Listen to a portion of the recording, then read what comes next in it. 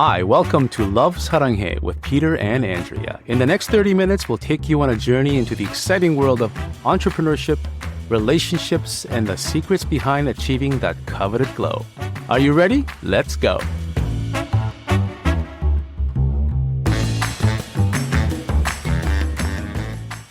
Welcome back to another episode of Love Saranghae with us, Peter and Andrea.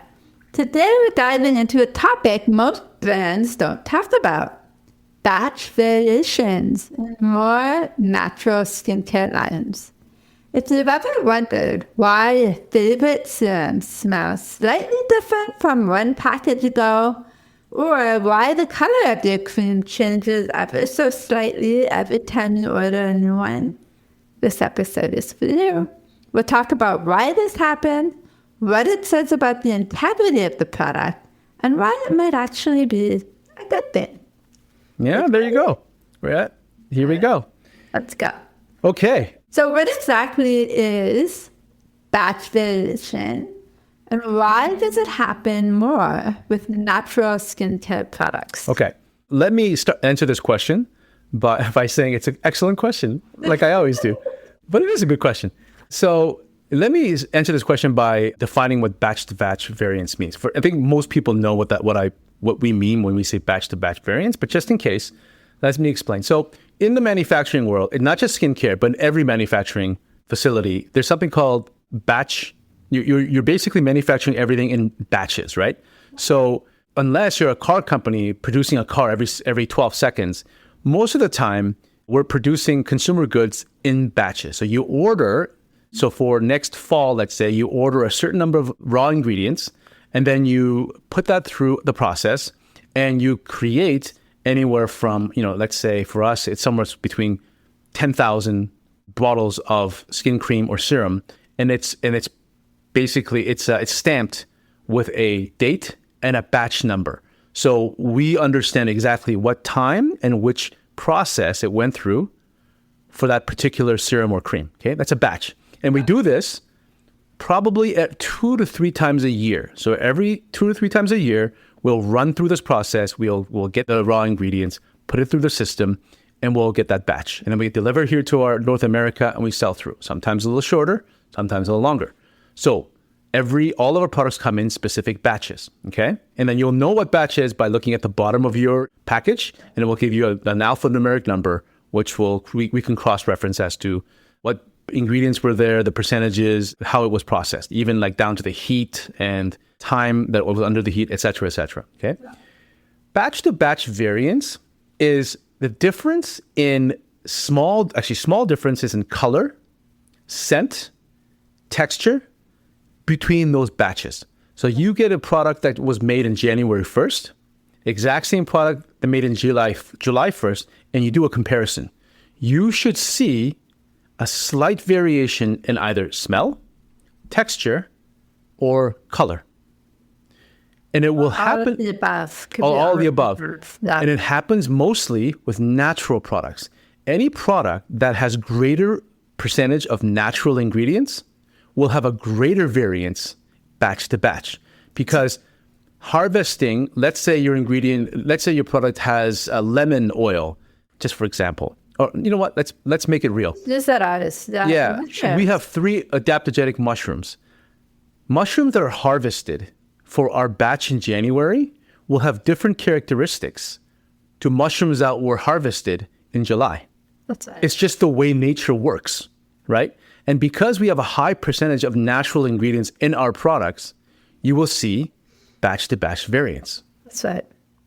So unlike synthetic ingredients, which are engineered for consistency, natural ones carry the nuances of nature. So, wine vintages or honey. Yeah, exactly.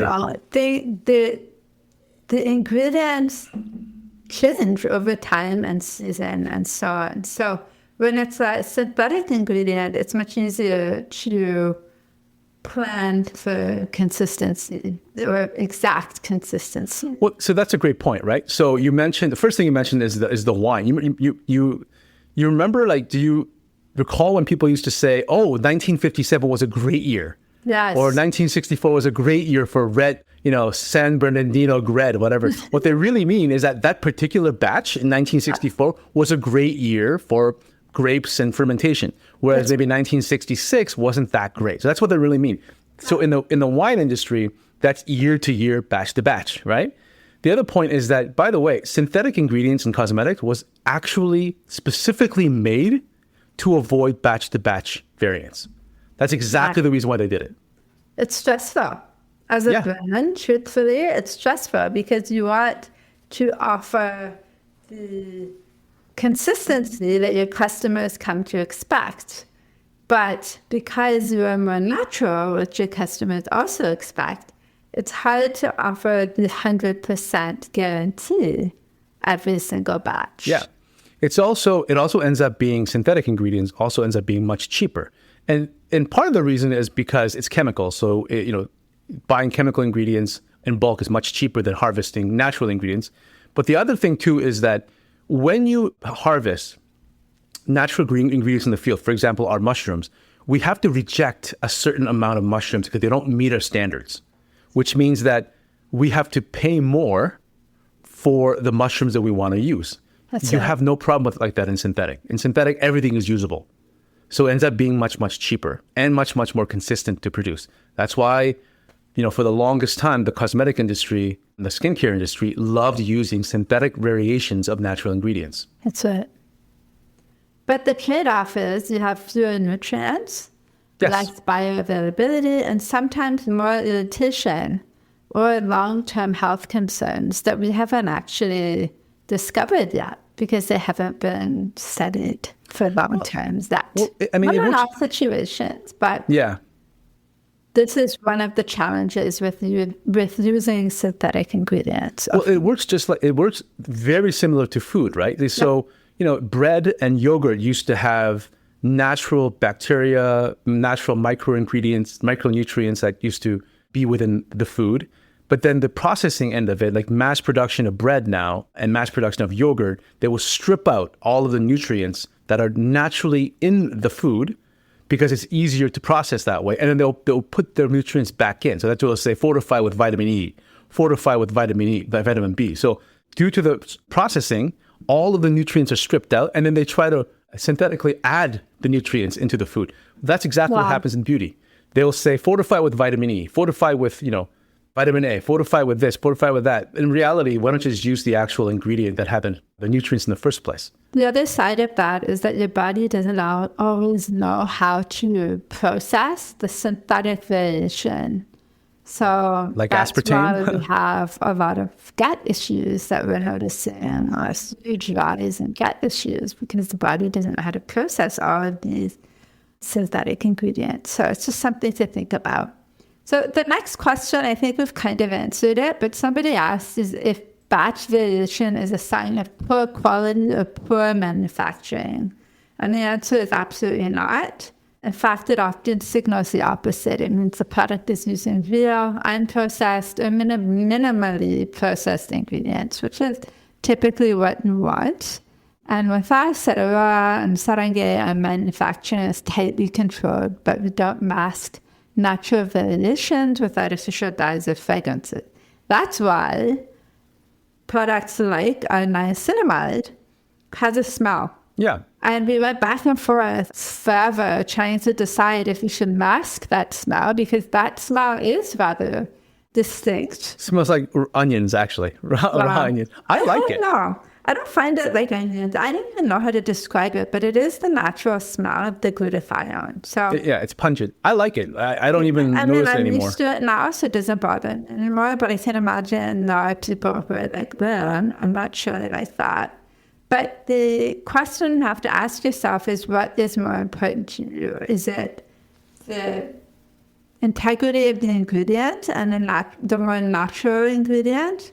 Or is it more important to mask that smell with a chemical that may not be as good for you? Well, look, here, the choice we have to make. Well, the deal is this, right? I mean, we will always have some customers that complain about the smell. Yeah. As they will complain about the price, as they will complain about the container, the color. There will always have people that complain. Yeah. But But the reality is this, the road we have chosen is to go with naked formulation. Naked formulation is the idea that we use only the minimum amount of ingredients to do what we want to do with that serum or cream. The minimum, right? So not even just fragrance or essential oils.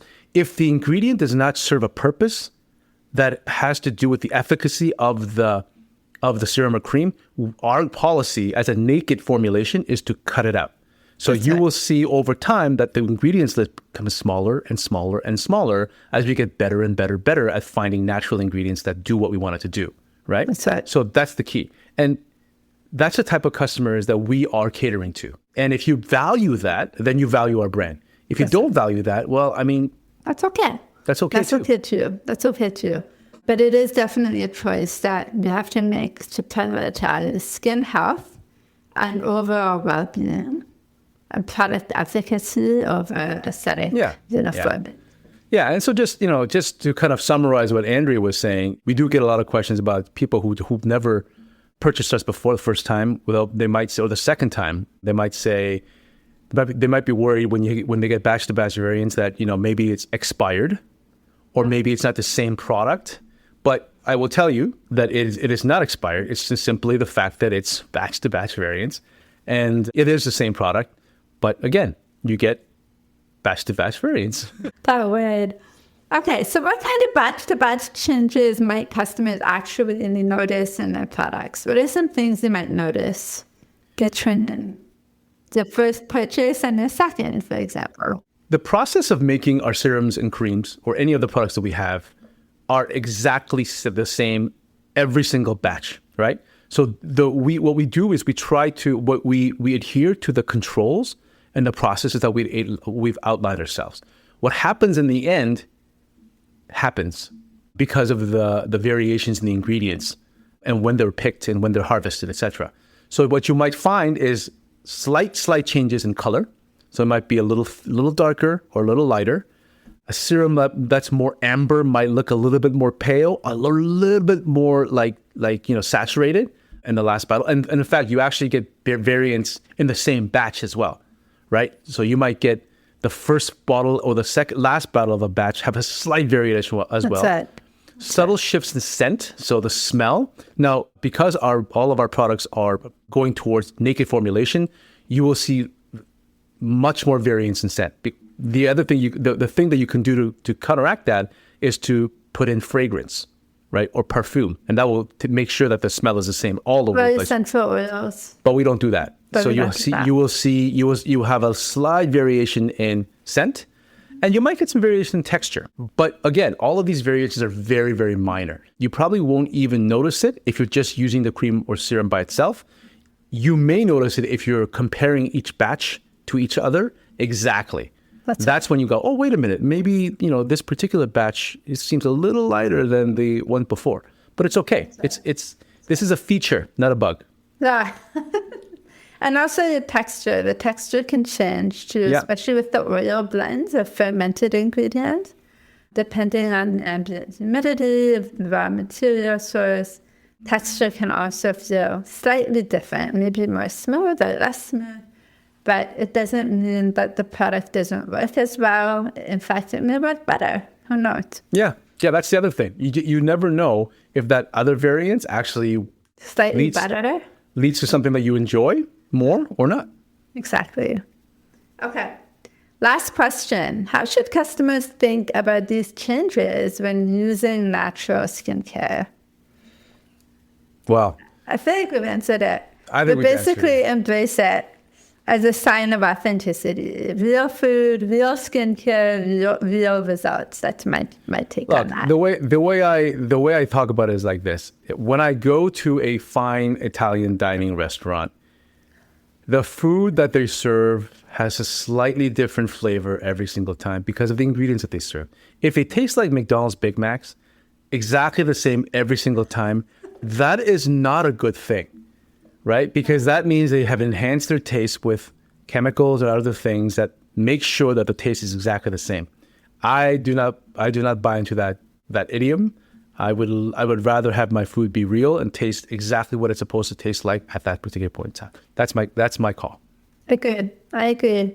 And of course, if you ever have questions or concerns, reach out, like to the brand, to us. We're always happy to answer these questions because we are very familiar with it. Sometimes it just gives you that peace of mind that you're looking for. We love educating our customers, as you probably know. Yeah. With that long emails. Actually, if somebody's seeing this video on our social right now and you hear this part, I would love to hear some feedback. Would you rather stay as a naked formulation and deal with some of the smell variations and smells? Or would you rather we put in some perfume into a formulation so that they smell very nice and uniform all the way through? Like, I have a lot of people I talk to have different opinions. I'd love to hear more from our customers from a survey. We'll do a poll. Yeah, sounds good. Okay. Well, thanks so much for joining us on this honest look into batch variation and natural skincare. At Saranghae, we choose nature over perfect uniformity because real effective ingredients aren't always predictable, but they're most definitely powerful. And if you've ever noticed small shifts in smell, texture, or color, remember that nature's doing her thing.